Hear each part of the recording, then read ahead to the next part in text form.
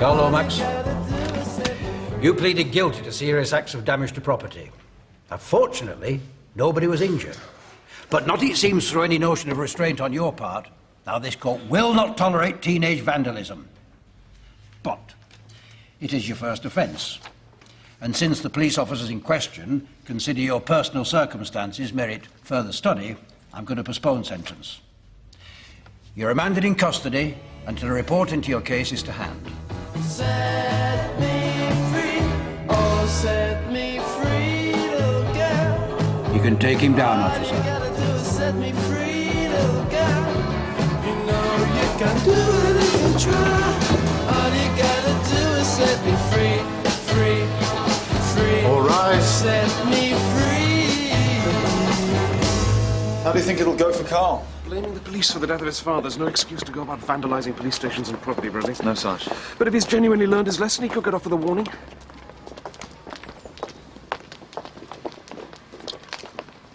Enjoying it, aren't you? Couldn't wait to see him locked up. He's to blame for his predicament, not us. Carl was provoked into what he did. He's never been any trouble to anyone. Dare you say that? Your son pressurised my daughter into going on the pill. Listen to her. Your daughter had nothing to do with it, I suppose. Stupid, ignorant woman. Stupid. I'll give you stupid. That's quite enough of Get that, off. Mrs. Lomax. I think you should go. Yes, with pleasure. Trust you lot to take their side. If it weren't for you, he wouldn't be locked up now. Bradley, I think you and Bellamy better keep an eye on that situation. That could be a full-time job, Sarge.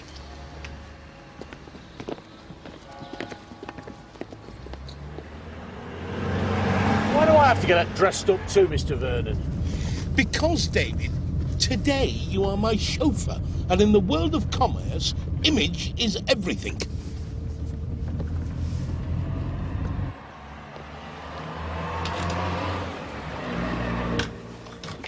Goodness, that's over and done with. He won't be troubling you again, Deborah. What do you mean? Mum? He's been remanded in custody. Carl? In prison? Deborah, if you've got any sense at all, you'll put him out of your mind. You're all against him. Why?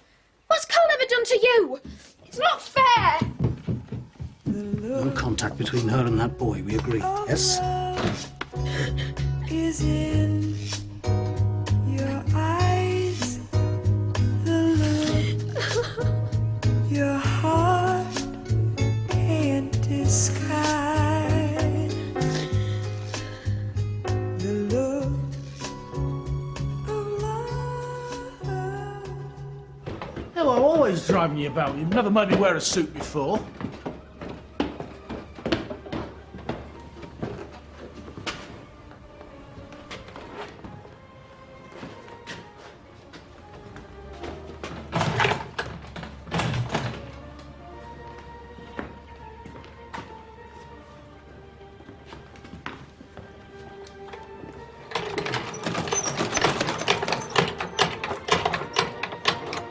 What do you want here? Mr. Hawkins, Vernon Scripps, we spoke on the telephone. Dressed like that, I thought you were bailiffs. Oh, no, me. I'm a chauffeur when I'm dressed like this. All right, Otherwise, David. I'm here to buy your slot machines, Mr. Hawkins. Well, there they are, 20 in all. Turned a good profit for me till I was forced out of business. Don't worry, Mr. Hawkins. Mr. Vernon's going to pay more than they want. All right, David, because I'll do the talking.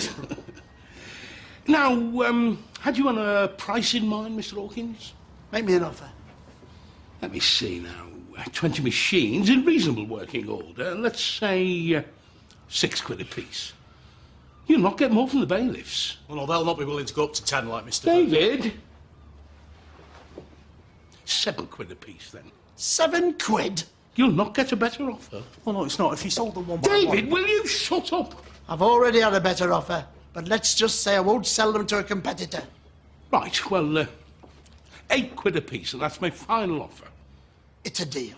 Do we shake on it? Done. And you know, David was right.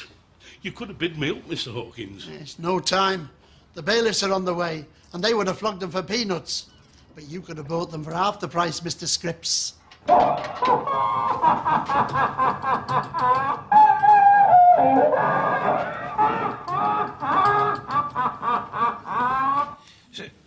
How long have the families been feuding like this? Well, you're the reporter. That's for you to find out. Some people blame Dr. Summerby. You know, getting the village kids all steamed up by doling out contraceptive pills. Well, it's a stupid thing to say. She's hardly doling them out. She's a good doctor. Same again. What do you think, Mr. Blaketon? Well, call me old-fashioned, but if I had a young daughter, I don't think I'd want her to be on the pill, not without my consent. Oh, what, so you'd rather have her pregnant? Don't put words into my mouth, Gina. Go on, Mr. Blaketon.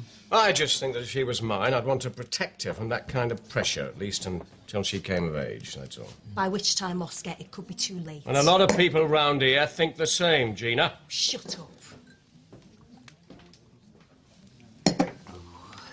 Well, with Carl out of the way, it'll all blow over. You'll see. The Whites have been just as tough on their own, kid. Thanks. Tricia says they're keeping Deborah almost a prisoner in the house.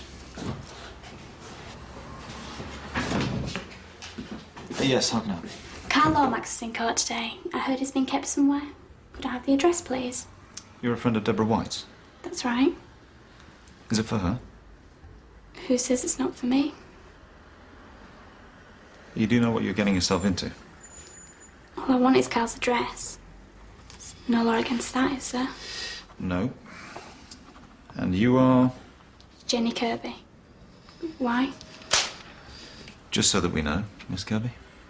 Thank you.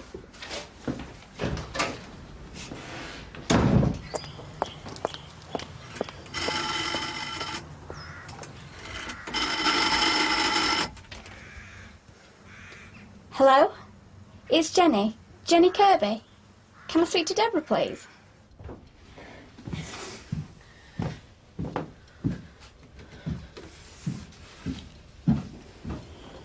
It's Jenny.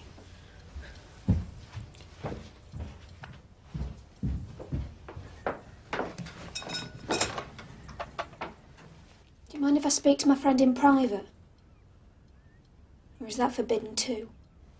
It's you we're thinking of, love. If you stay, I'll put the phone down. Very well. Don't be too long about it.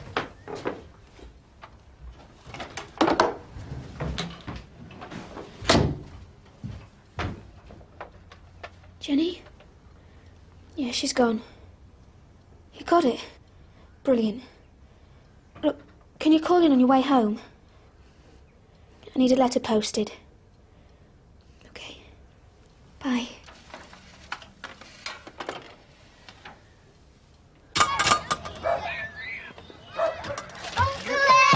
Hey, remember me? Eddie, come on in. Come on, you two, get inside. Hey, Uncle Eddie, hey!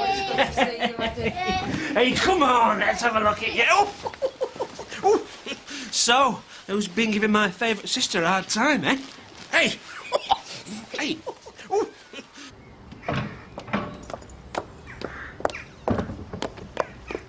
Dr. Summerby, Yes? can you confirm that the Executive Council are concerned about your activities in Aidensfield? And you are? Andy Sykes, reporter for the Ashford Gazette. I don't know where you get your information from. You prescribed a pill for a 16-year-old girl, didn't you? That's not true. You're denying you put Deborah White on the pill. Yes, and it's none of your business. How many other teenagers you put on the pill, Doctor, without parental consent? Goodbye, Mr. Sykes. The parents of Carl Lomax and Deborah White are at each other's throats. Other parents in Aidensfield are up in arms. Is that something you're proud of? Is that something you want to comment on, Dr. Summerby? Yes, go to hell.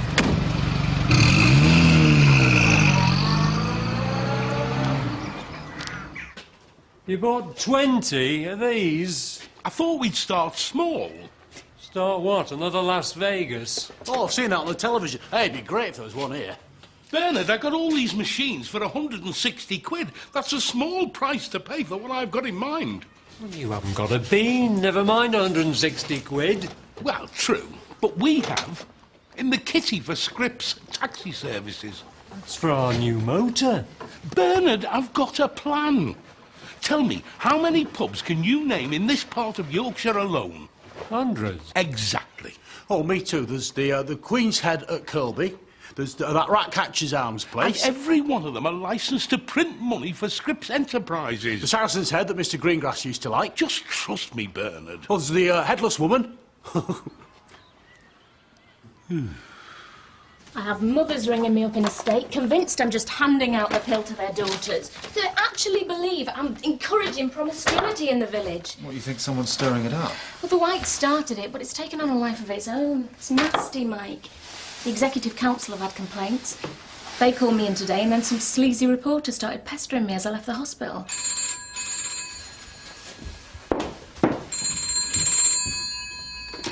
Hello, surgery.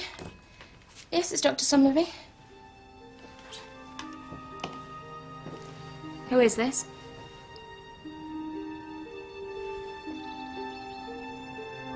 Very brave of you. Yeah, I do have something to say. You're a disgusting, cowardly... Anonymous call. What'd they say? Don't ask, Mike.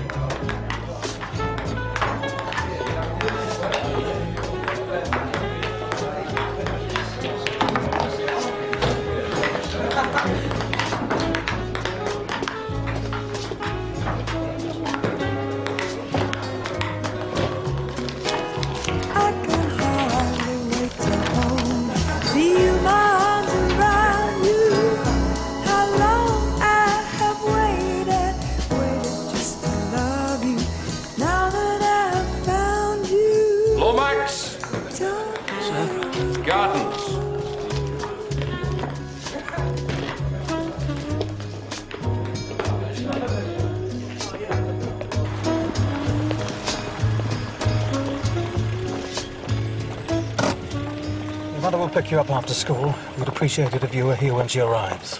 Can I go now? Yes. Goodbye.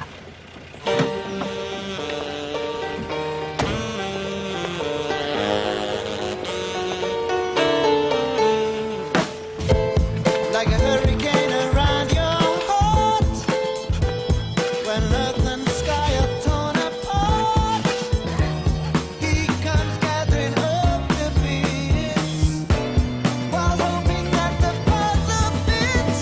He leaves you,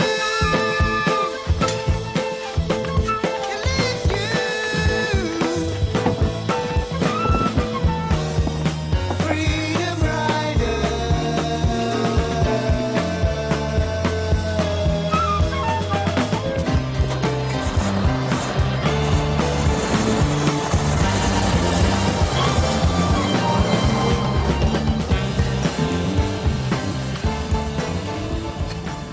Divided community, family feuding, threats of violence, sexual promiscuity.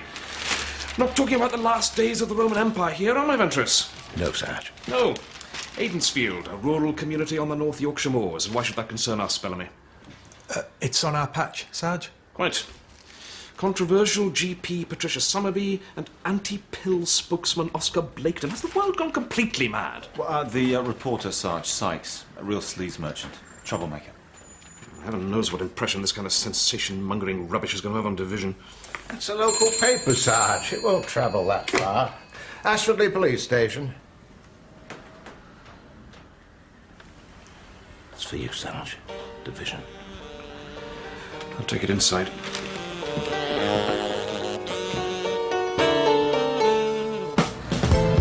When lightning strikes you to the bone, you turn around, you're all alone. By the time you hear that siren sound, then your soul is in the lost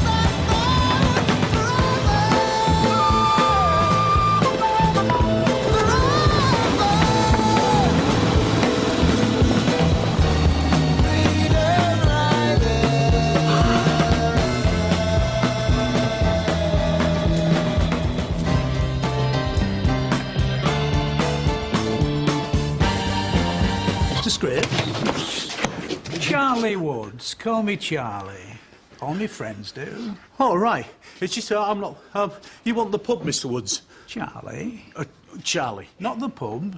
Not just yet. Not till we've done our deal. Oh, I don't do deals. I just do jobs, Mr. Woods. Charlie. Charlie. The person you These want... slot machines, Mr. Scripps. I want them. I'll pay you more than you paid. More than they're worth. All right, well, I can't do that, you see. These are all part of Mr. Vernon's plan. Mr. Hawkins sold them to you, but he promised them to me. You see, they're not for sale. I haven't even finished polishing them yet. You're not listening. I need these machines, and I intend to have them. That's a fair price, of course. But you can't have them. I mean, you go and ask Mr. Vernon, he'll tell you exactly the same thing. Oh, I'm very sorry, Mr. Woods. Charlie. Going on? Oh, Mr. Scripps, it's Mr. Woods. Charlie here, he's been asking if he can have the machines. Well, I said he couldn't have them, but, well, Mr. Woods, Charlie's not really listening. Well, can you tell him and I'll get back to polish my machines? You heard, David. The slot machines aren't for sale. You and your brother, not thinking of going into arcade business, I hope. What's it to you? I don't like competition, and I need these machines. Goodbye, Mr. Woods. Oh, it's Charlie. Very well. Have it your way. Will you ask anyone about Charlie Woods, and they'll tell you that what he wants, he usually gets.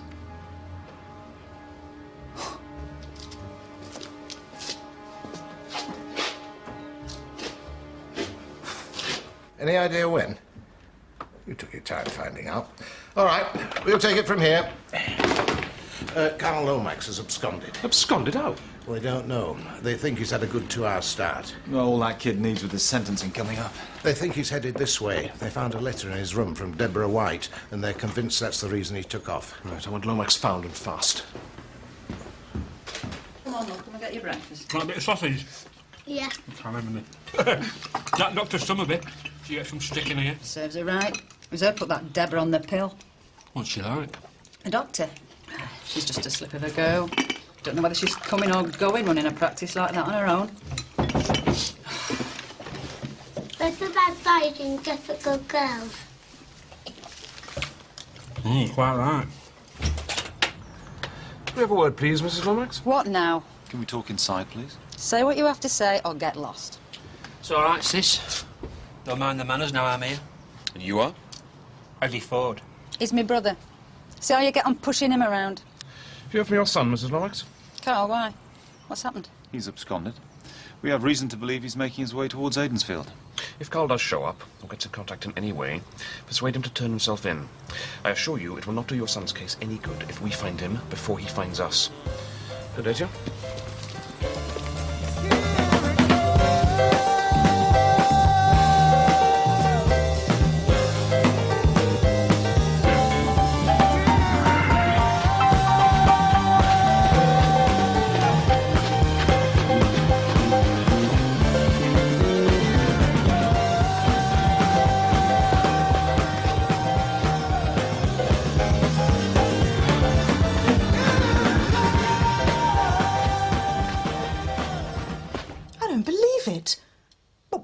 Around here pestering my daughter again. Well, we hope to find him before that, Mrs. White. Well, if you don't, what then? Try not to worry, Mrs. White. So you say, but it's not your daughter he's after.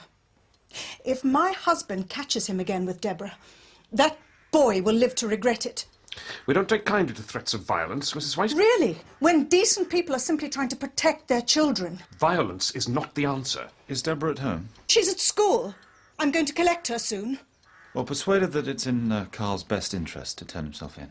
Deborah won't be seeing him. We'll make absolutely sure of that.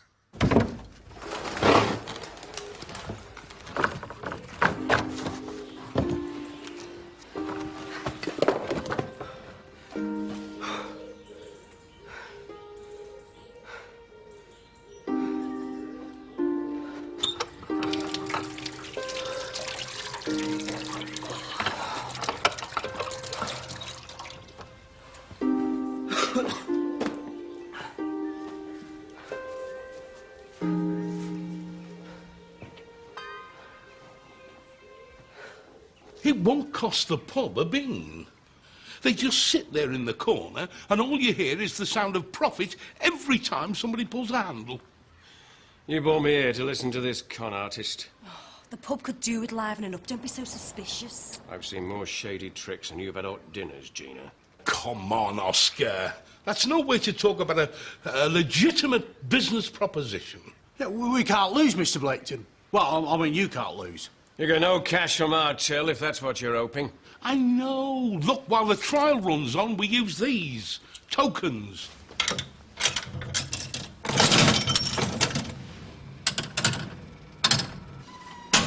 Yeah, you see, the punters buy them at the bar, and then if they win, they exchange them for drinks. Oh, so that's your game, is it? We pay for the drinks. No, I do. Well, at least while the trial runs on. After that, it's all cash. Well, I think it sounds great. I wouldn't touch it with a barge pole. Look, I decide what goes on in the pub, not you. Yeah, remember, Mr. Blaketon, everyone's a winner with...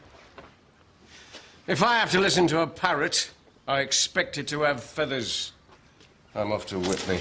Wasting my time, I tell you. Oscar! Can we take that as a definite maybe, Oscar? Hello? Tricia? Mike, I'm in the pharmacy. Come through. Hi. Look, I'm meeting Phil in the pub. I just wondered if you fancied a drink. Oh, I've still got some visits to make. Maybe later. Look, I saw today's paper. You as well, eh? The Executive Council rang again today. I'm going to swallow that scaremongering rubbish, are they? Well, I've already told them the facts, but the press interest means they have to investigate.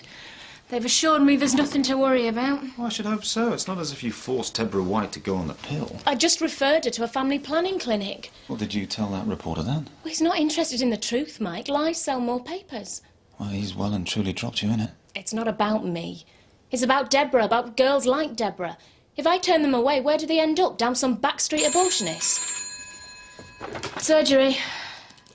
Slow down, where are you? No, don't touch him, I'm on my way. It's been a car accident, Mike. That was the driver. I'll come with you.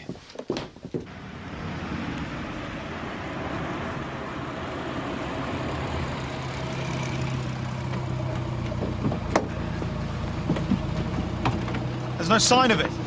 You sure you got the directions right? Yeah, this is it. He said we see the car headlights.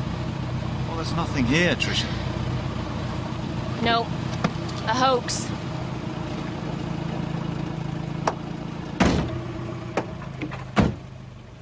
You've got the look of love. It's on your face.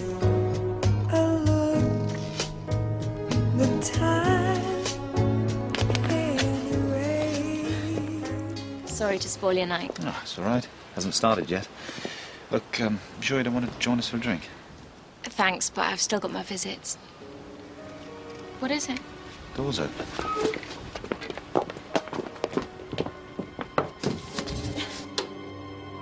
The drugs. What's missing? Amphetamines, dihydrocodeine, pentazocine, they've been cleaned out, Mike.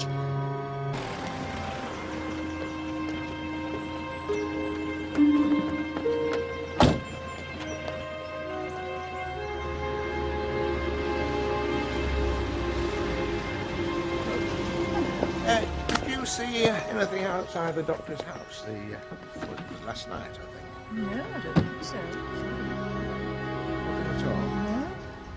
The lock's been levered open. And by someone who knew what they were doing. And they knew what they wanted. Only drugs you can sell on the streets were taken. Not on most streets, Dr. Summerby. Jenny! Jenny! Carl, I'm gonna be late. Are you all right? I'm fine. Just Deb's know I'm out. Deborah in the whole universe. She'd go in spare, Carl. I need to see her. How? Her parents don't even let her out the site. Can you get a message to her? Yeah. A man was seen loitering outside the surgery last night. What time? About the time that you and Dr. Summerby were called out. Well, that call was obviously a set-up for the burglary. I agree. Bradley, you and Bellamy check on visitors to the village, especially anybody checking into guest accommodation. Not having much luck, are Andy Sykes, Ashfordley Gazette, Sarge. That Mr. Sykes. Yesterday you lose Carl Lomax, last night a surgery burgle. Do you have a comment on that? No, and that's not an invitation for you to make one up, Mr. Sykes.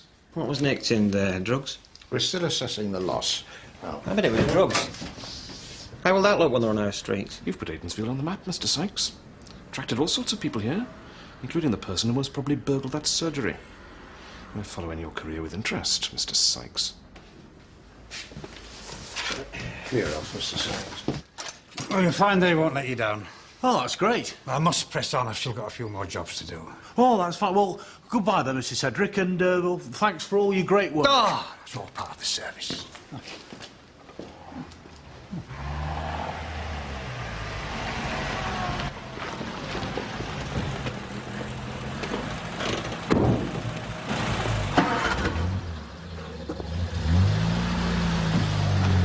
That was Mr. Cedric. It's working, David. It's all falling into place. I've spoken to 3 more pubs today. Yeah, he was sent by Mr. Hawkins, was Mr. Cedric. He's come to do a maintenance job. David, you're not listening. There's 3 more pubs willing to take our slot machines. Now, if they make a profit at the Arms... All right, well, that's great. It was all right, then, to let Mr. Cedric carry on, then, with it. Yes, whatever. Nothing can stop us now. We're on our way. Well, that's great. Well, it's amazing the way they all fit you back together again when he... We kiss in a shadow. We hide from the moon.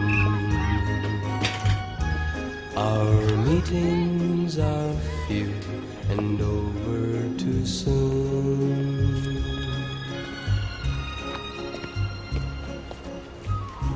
We speak in a whisper. They're on at me every minute I'm in the house. Carl's this, Carl's that. Carl will destroy my future. Trying to poison my mind. Should I hear what my mum says about you and your parents? No worse, I bet than what mine think of yours. Listen, who cares? Why can't they just leave us alone? What have we ever done to them? It's just the way things are, Debs. Nothing's gonna change. What if the police find you? I cannot bear it. Listen, they're not gonna find me. If I'm not here, What will you do? get lost. In London, maybe. It's a big city. Millions live there. Who'd notice us?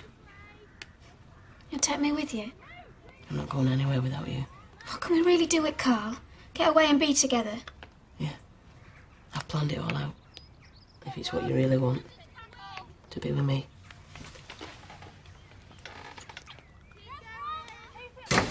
Sum total of guest house visitors in the last few days. 2 commercial travellers, 1 granny, and a bird watcher. You? 2 family groups, 1 runaway missus, 2 vicars.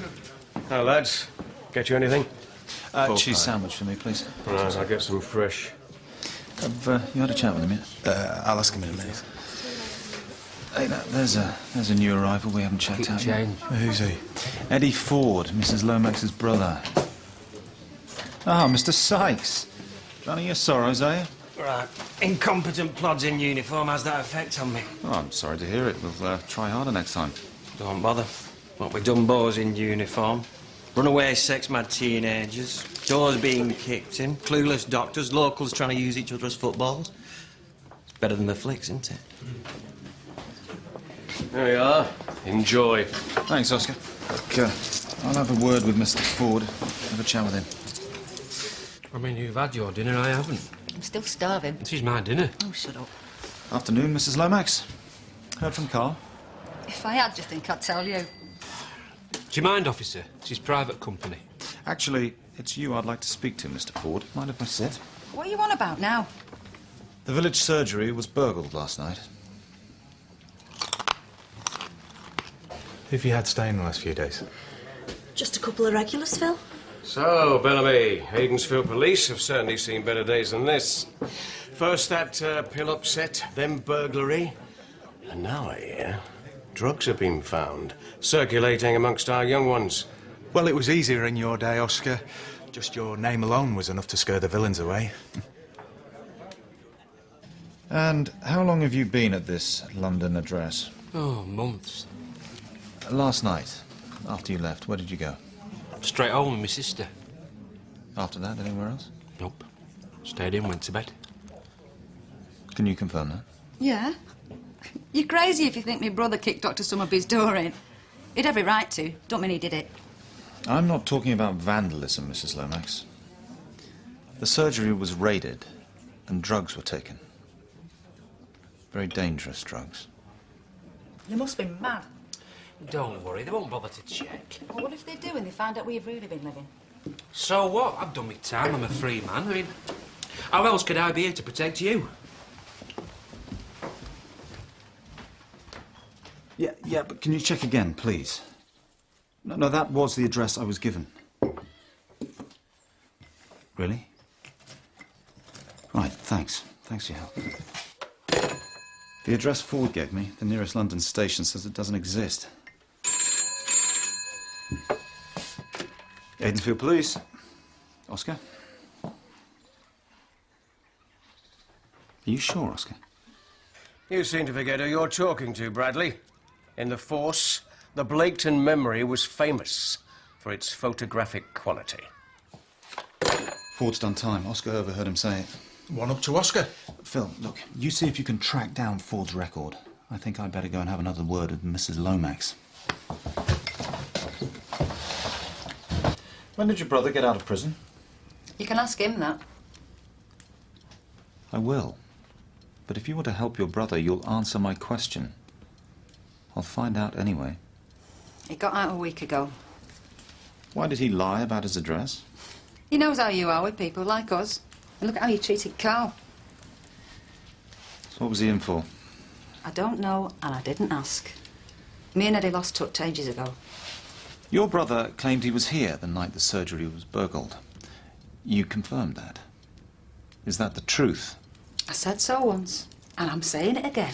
Mrs. Lomax, burglary and stealing dangerous drugs are both very serious crimes. If you're lying and we find out, it means you're involved. And how's that going to look when Carl comes up for sentence? How long I have waited just to love you. Now that I have found you, you've got the look of love. It's on your face, a look, the time can't erase. Be mine tonight. Let this be just the start of so many nights like this. Let's take a lover's vow and then seal it with a kiss.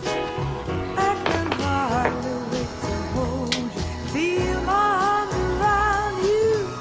How long I have waited just to love you.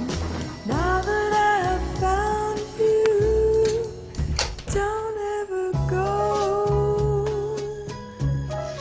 Don't ever go.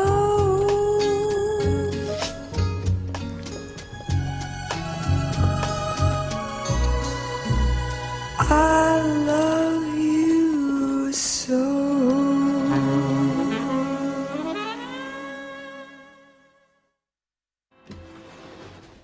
Come on, Deborah. Wake up.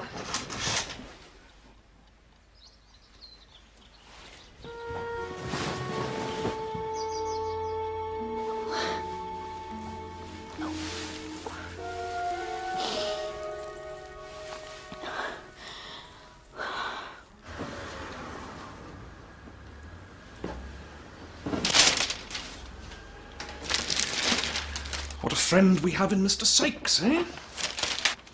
So, we heard back from Ford yet? Police records are still checking, Sarge. It's a common name, Eddie Ford. Sergeant Craddock? My daughter's run away. I think she's made off with the Lomax boy. Carl! Debs, it's all right, I'm here. I feel so ill, Carl. Debs, what's wrong? Have you eaten something? Nothing. Well, just a pill with some water. Debs, not from that tap.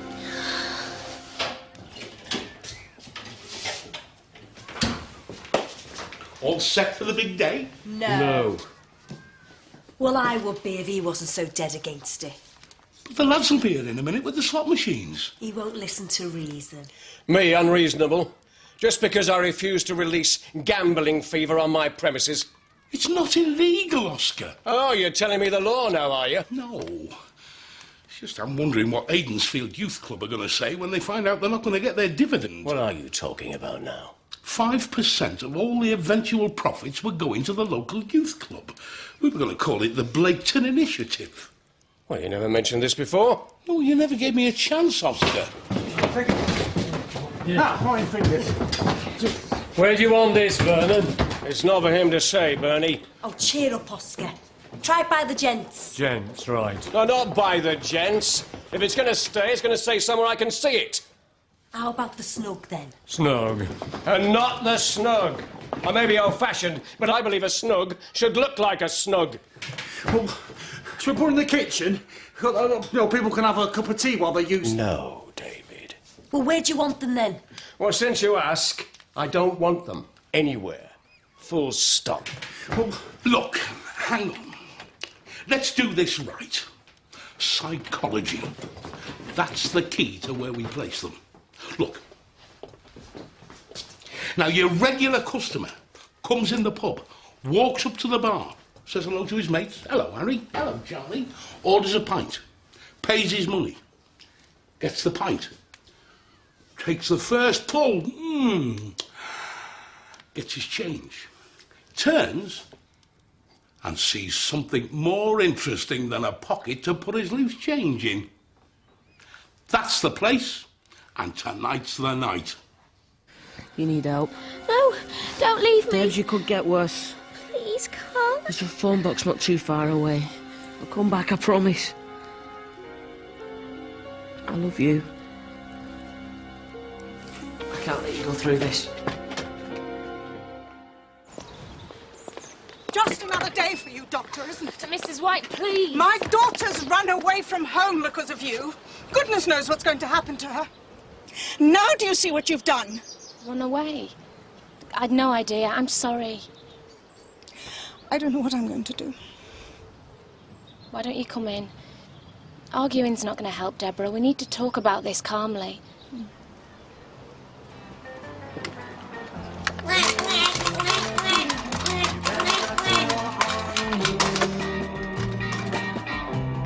I'm telling you, little children, you better tell what you see. Never. Never.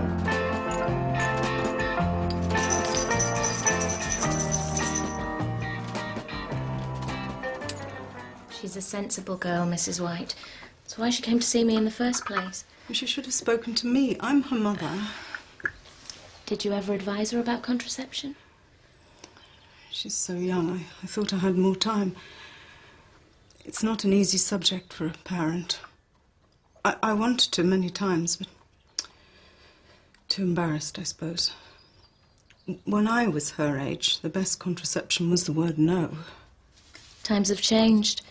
Young people, especially young girls, need to understand the facts of life. I feel terrible that I've let her down. How safe are these pills? They're powerful drugs, Mrs. White, but under medical supervision, very safe. I ask because she's made off with the pills that I confiscated. So there will have been a gap between taking them. That could add to the risk of her getting pregnant. Excuse me.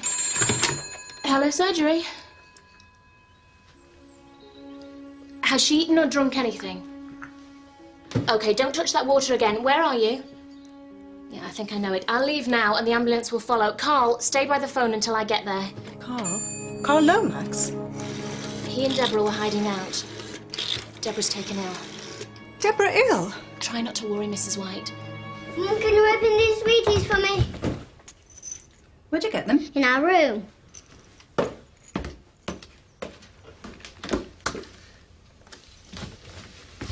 Annie, where'd you find these? There. Right, I'll go downstairs and play with Roy. I'll be down in a minute, all right? Off you go.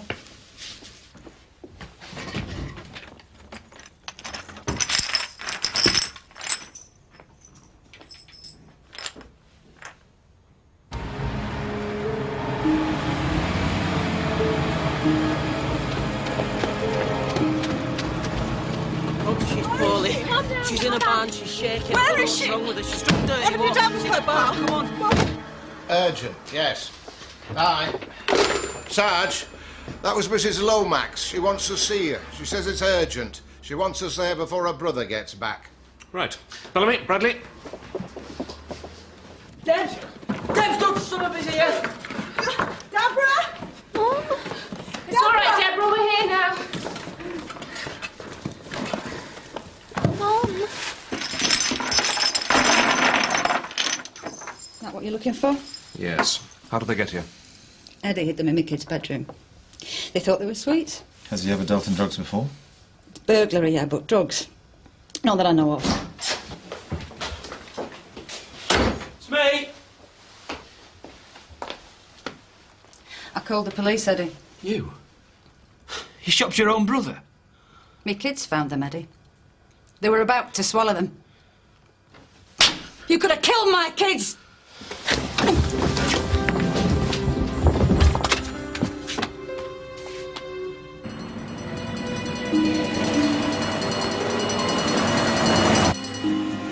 The ambulance is here. We've heard from records, Sarge. Ford started dealing drugs whilst he was serving time. He was smuggling them in and flogging them to other inmates. Perhaps now we'll consider a change of career. You'll certainly have plenty of time to ponder it. We found Carol Lomax. It was contaminated water. They have a few more tests to run, but she'll be fine. Can I see her? Not today, Carl, but I'm sure the police can arrange it when she's feeling stronger. Just a minute. She might have died, but for you. We'll always be in your debt. I did it for Debs. I know. Good luck with your court case. Thanks a lot. What'll happen to him? Well, after turning himself in and doing it to help Deborah, we're recommending that he get let off with a caution.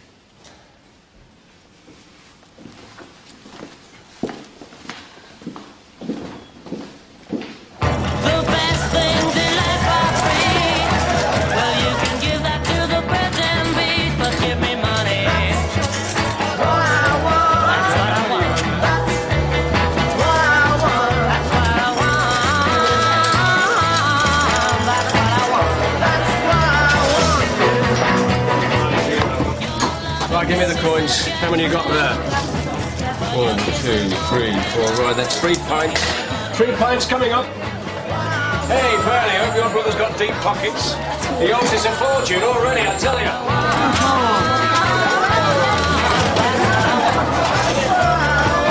Someone called for you, Bernie. Mr. Woods, he said it's urgent. Woods?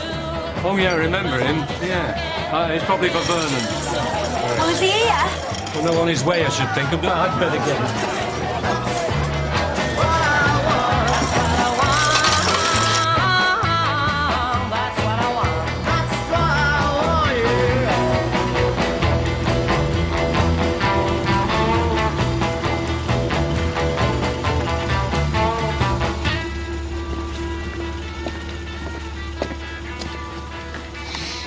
Have you just been in a pub, sir? Can you step up in the vehicle, please, sir?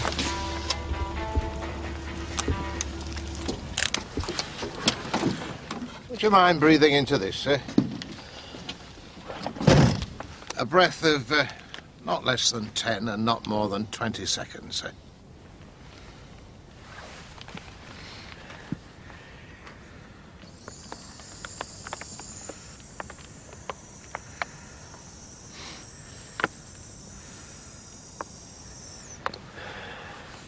Yep.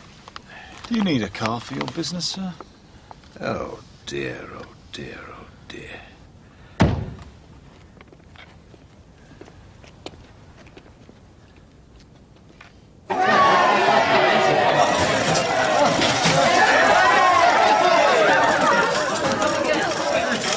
They look happy, Mr. Vernon. They're not supposed to look happy. They're supposed to look skint. Where's Bernard? Bernard! Vernon. You know a bloke called Cedric? Never mind that. What's going on with these machines? He just had a telephone call. Apparently this Cedric fixed them. Oh, that's right. He took them all to bits. I told you about it. What you didn't tell him is that Cedric nobbled them. You let someone nobble my machines? I told you about it. You said it were all right. Cedric works for a man called Woods. He paid a visit to the garage, wanted to buy you one-armed bandits. In fact, he insisted on it. Yeah, I didn't pay any attention to it at the time. You didn't pay any attention to it? Hey, Scripps, you best do something quick. They're chucking out winds every other pull. If this keeps up, they're going to drink us dry, Oscar. I've got to get them out of here. I've never known a night like this, I tell you. Excuse me. What I haven't told him is I've just sold the lot to Woods. I bet, yes, for a loss too. No, Oscar. No, for once, Vernon's in profit. Turns out these machines are the last in the area that Woods doesn't own. Amazing what he was prepared to offer to get rid of the competition. That's all right for you, Benny. I want to know who's going to pay this bar bill. It was all part of the deal. No. Yeah, Woods is going to pay that and all. All right, I'll just go and tell Mr. Vernon not to worry about the bar bill. Yeah, not so fast. Let him sweat for a bit on the thought that he'll be washing pub glasses for a month. Oh, what a wonderful thought. More money! Please!